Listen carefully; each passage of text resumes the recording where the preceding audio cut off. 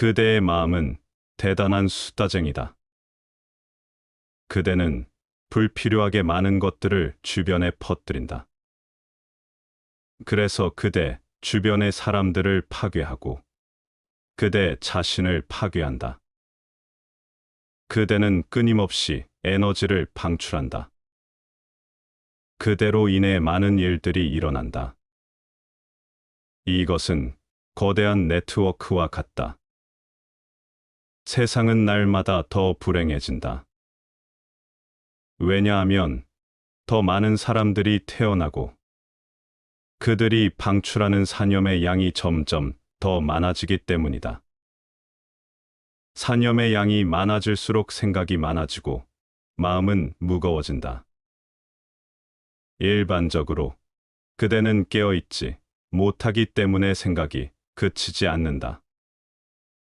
생각 속에서 한 번도 살인을 저지르지 않은 사람을 발견하기는 힘들다. 마음속에서 온갖 죄악과 범죄를 저지르지 않은 사람은 찾아보기 힘들다. 그대는 실제로는 살인을 하지 않았을지도 모른다. 그러나 살인에 대한 그대의 사념은 어떤 사람에게 가서 달라붙는다. 사념은 물처럼 아래로 흐른다.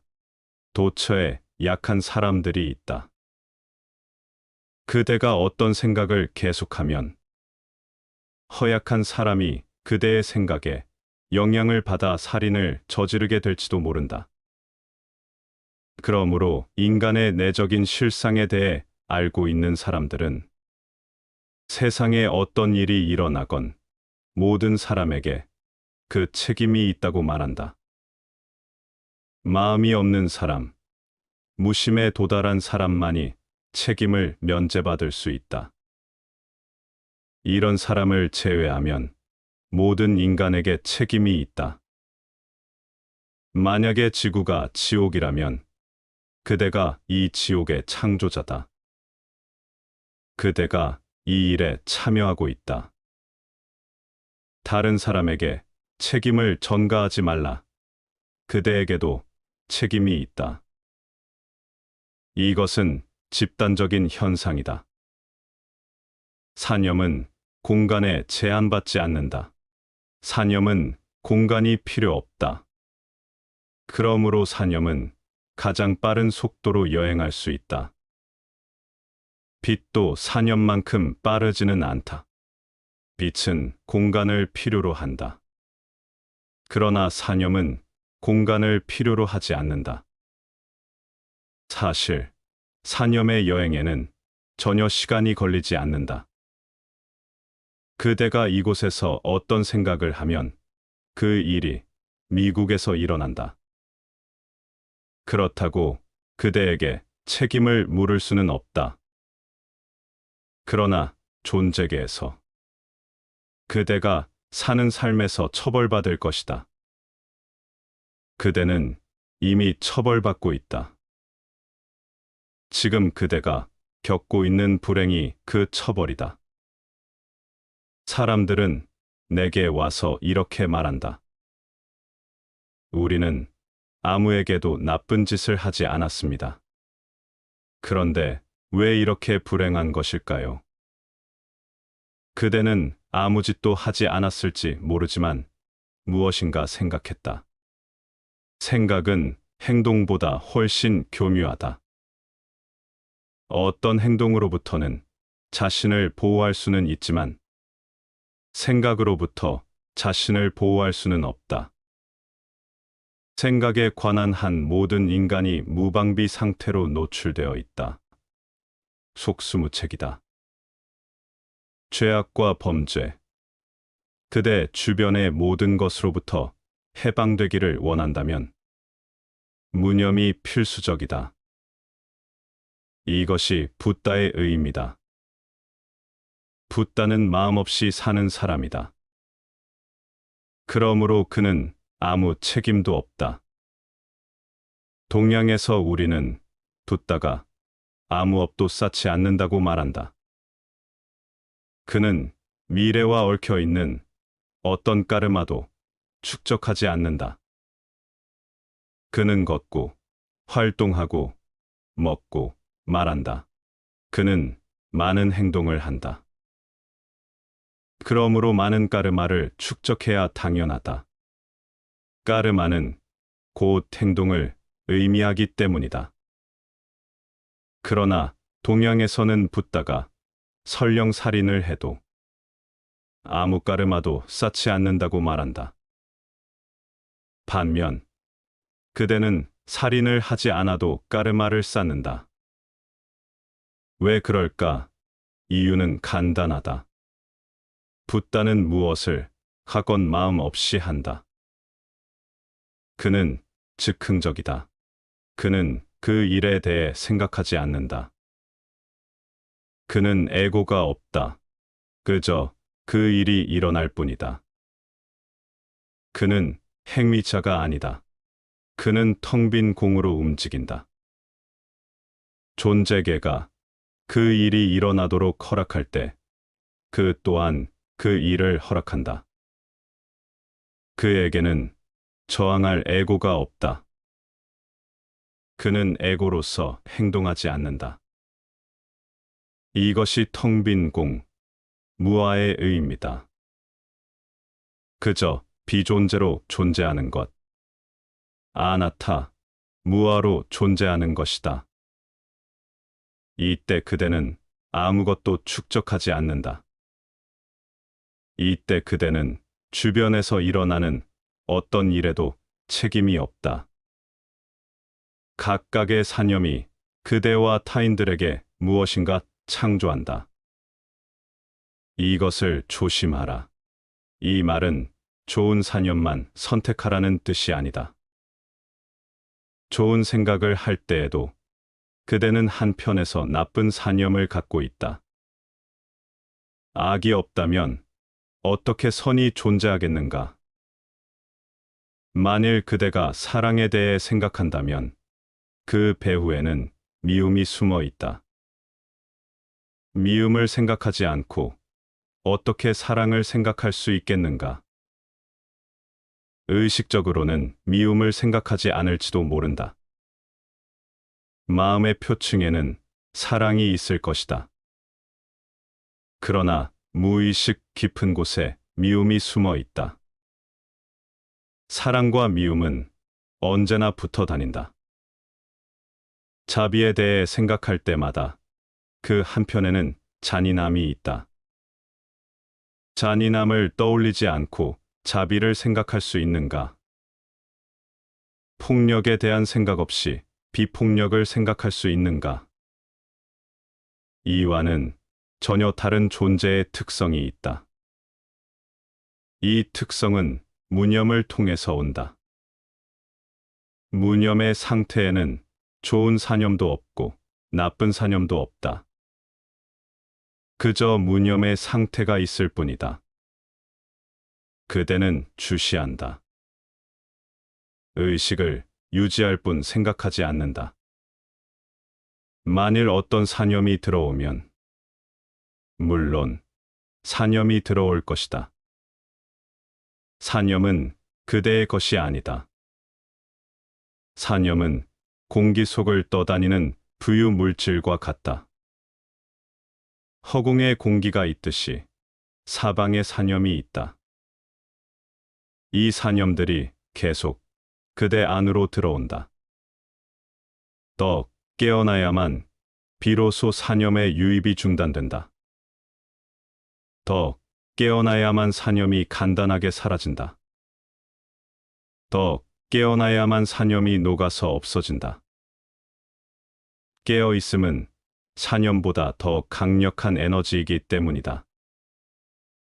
깨어있음은 사념을 태우는 불이다. 이것은 집의 등불을 켜면 어둠이 들어올 수 없는 것과 같다. 불을 끄면 천지 사방에 어둠이 밀려온다. 단 한순간도 걸리지 않는다. 그러나 불을 밝히면 어둠은 들어올 수 없다. 사념은 어둠이다. 사념이 들어오는 것은 내면에 빛이 없기 때문이다. 깨어 있음은 빛이다. 깨어 있을수록 사념의 어둠이 줄어든다. 깨어 있음이 확고하면 더 이상 사념이 들어오지 못한다. 그때 그대는 난공불락의 요새가 된다. 아무것도 그대를 함락시킬 수 없다. 이 말은 그대가 닫혀 있다는 뜻이 아니다. 그대는 활짝 열려 있다. 그러나 깨어 있음의 에너지 자체가 그대를 난공불락의 요새로 만든다. 사념이 왔다가 그대를 그냥 지나친다. 그대는 사념이 오는 것을 초연하게 바라본다. 그리고 그대 가까이에 온 사념은 방향을 틀어 지나쳐버린다. 이렇게 되면 그대는 어디에 가도 흔들리지 않는다. 지옥에 들어가도 아무 영향을 받지 않는다. 아무것도 그대에게 영향을 미칠 수 없다. 이것이 깨달음이다. 이제 틸로빠의 경문을 보자. 하늘을 응시하면서 물을 보아라. 주의 깊게 마음을 관찰하라. 그러면 온갖 차별이 무너지고 깨달음에 도달하리라. 특정한 대상에 초점을 맞추지 말고 그저 하늘을 보라. 대상에 초점을 맞추면 구름이 보일 것이다. 대상은 구름을 의미하지만 무는 광대한 하늘을 뜻한다. 구름이 흘러갈 때 그대는 구름을 본다. 그러나 구름에 초점을 맞추지 말라. 거기에 구름이 있다 해도 구름에 초점을 맞추지 말라. 그저 보라. 구름이 흘러가게 놔두라. 그러면 돌연 봄 없는 봄과 동조되는 순간이 온다. 구름이 사라지고 오직 광대한 하늘만 남는다. 이것이 어려운 이유는 그대의 눈이 대상에 초점을 맞추고 있기 때문이다. 갓난아기를 관찰해보라. 그는 깨달은 사람과 똑같은 눈을 갖고 있다. 그의 눈은 느슨하게 풀려서 흘러다닌다. 그의 눈은 고정되어 있지 않다. 그의 몸, 그의 신경계통이 아직 체계적으로 확립되어 있지 않다. 그러므로 아기는 어떤 대상에 초점을 맞추지 않고 본다. 그대에게도 똑같은 눈이 필요하다. 그대는 다시 아기가 되어야 한다. 하늘을 응시하면서 물을 보아라. 대상에 초점을 맞추지 말고 그저 보라. 처음 며칠 동안은 자꾸 어떤 대상을 보게 될 것이다.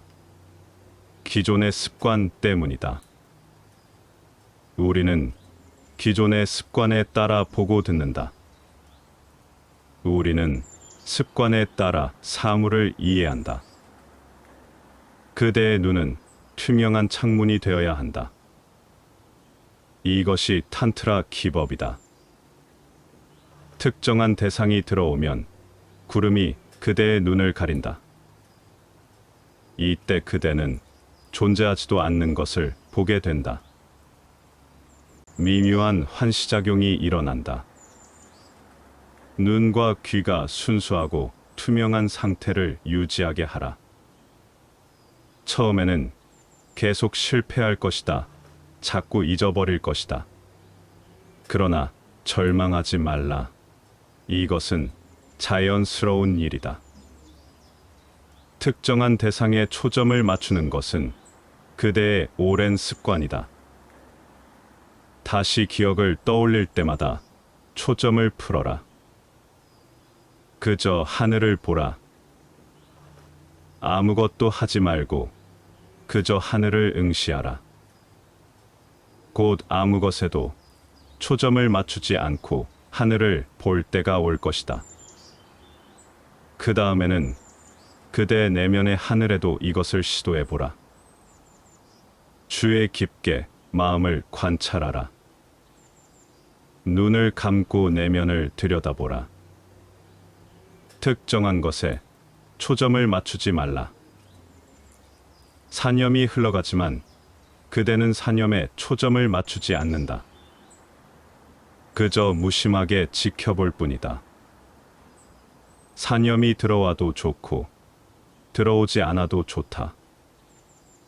서서히 그대는 사념들 사이의 간격을 보게 될 것이다. 하나의 사념이 지나가고 다른 사념이 들어오기 전에 간격이 있다. 사념이 지나가고 있을 때에도 그대는 간격을 본다. 그대는 사념의 구름 뒤에 숨은 하늘을 계속해서 보고 있다. 이런 시각에 익숙해지면 점점 사념이 줄어들고 간격이 더 넓어질 것이다. 잠시 동안 아무 사념도 들어오지 않는 순간이 온다.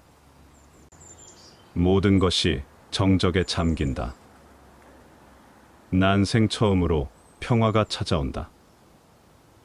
모든 것이 절대적인 지복으로 느껴지고 아무런 동요도 일어나지 않는다. 이것은 가장 자연스러운 일 중에 하나다. 다만 모든 습관적인 패턴과 초점을 해체하면 된다.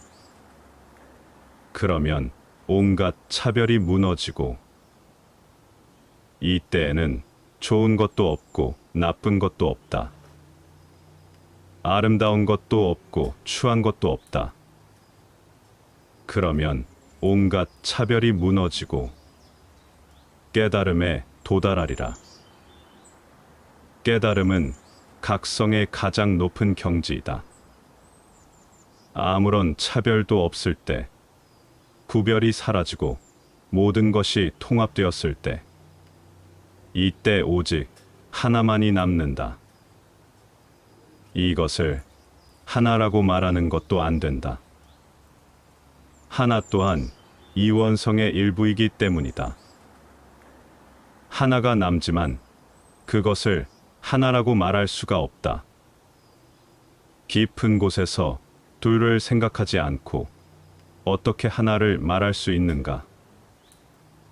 하나가 남는다고 말하지 말라. 다만 둘이 사라졌다고 말하라. 다수가 사라졌을 뿐이다. 이것은 거대한 하나됨이다. 모든 경계가 허물어진다. 하늘은 저 너머의 것과 합쳐지고 그대는 내 안으로 녹아들고 나는 그대 안으로 녹아든다. 모든 것이 용해된다. 모든 구별이 사라진다. 물결이 다른 물결을 덮치듯이 모든 것이 하나로 용해된다. 거대한 하나됨이 생생하게 진동한다.